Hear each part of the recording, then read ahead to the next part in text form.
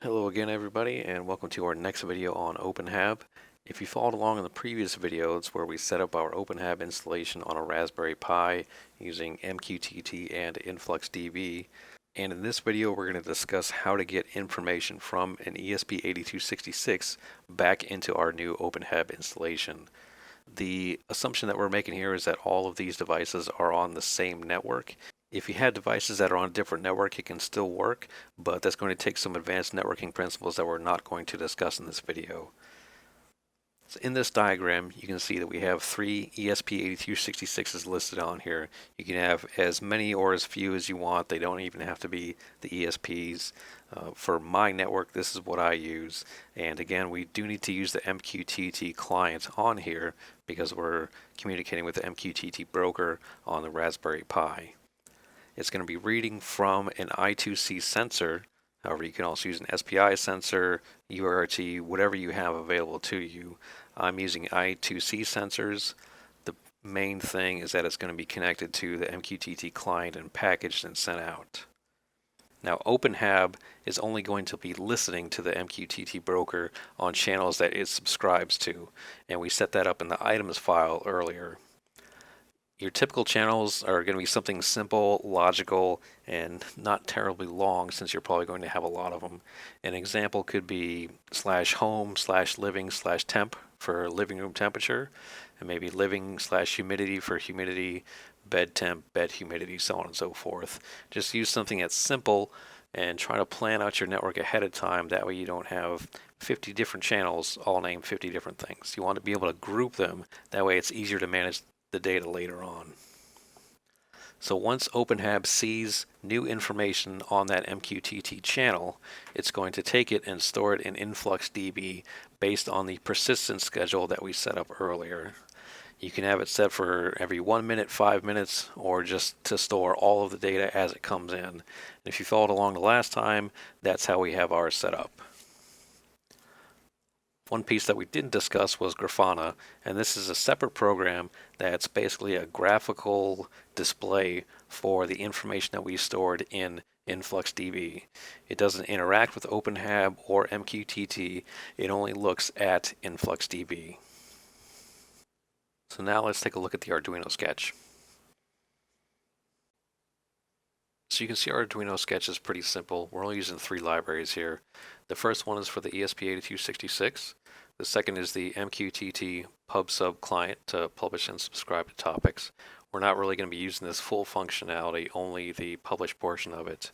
And then the Adafruit SHT31 library for our digital temperature and humidity sensor.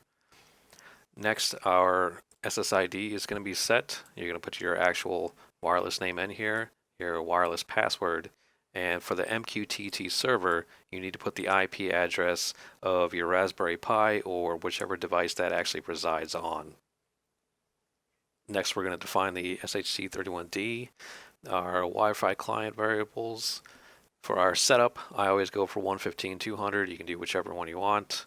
Our client server, the MQTT server IP address, which we defined earlier, and this is the default port 1883. If you change the port for whatever reason, you also need to change it on your clients. That way it knows where it's going to.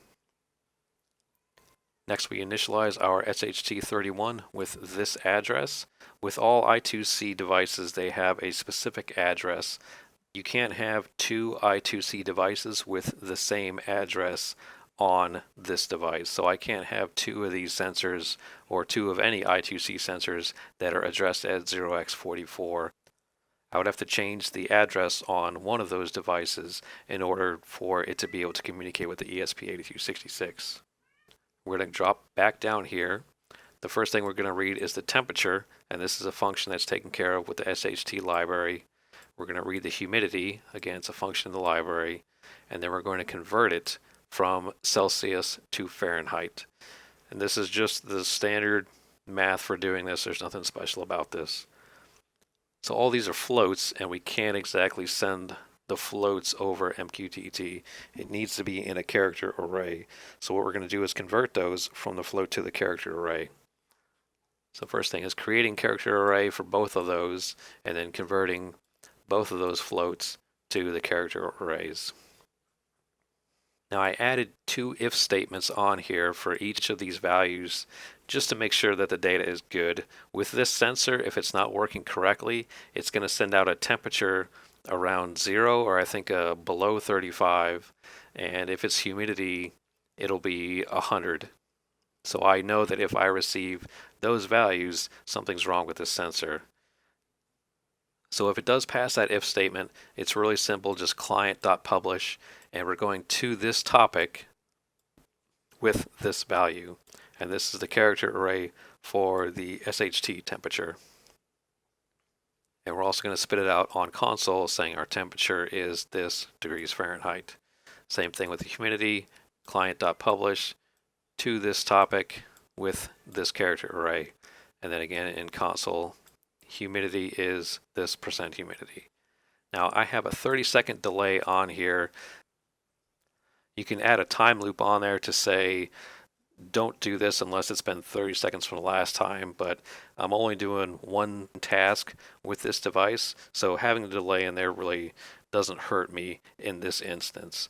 If it's doing multiple things that you're constantly sending and receiving data from different sensors at different times, you really don't want to use delay. So now I'm going to load up this sketch onto an Arduino that I have right here, and we're going to view it in the console to see what exactly happens. So you can see connecting to our wireless AP, we have our IP address, we're okay. Connected to the MQTT, then we're sending the temperature and the humidity levels. Now I adjusted this to go every 5 seconds. You need to set this for however long you want to go for. So temperature, humidity, waited our time, temperature, humidity, and it's going to go on and on sending that data back. So now let's take a look at the actual hardware side of here so you can see how things are connected up. So here you can see a prototype version of the board that I first started off with. It's still the same configuration or the same basic configuration, the ESP8266 with an I2C digital temperature sensor. This one only does temperature, and the final ones that I ended up with are these guys that use a digital temperature and humidity sensor. The same thing is that they're still using these 2 wires, the I2C connection, one for data and one for clock. Only other connections on here are just power and ground, and those are going to be taken care of with a barrel jack. This guy is breadboard friendly, and I can also set him up on this board. So I'm using the same power supply, the same connector and everything. For these boards, I made these up in EagleCAD, and later on I started using KiCad. All I did was connect the I2C lines and the power and ground lines. So these are very simple, didn't even finish soldering all of them, but they're worth it if you're going to be using these for long term.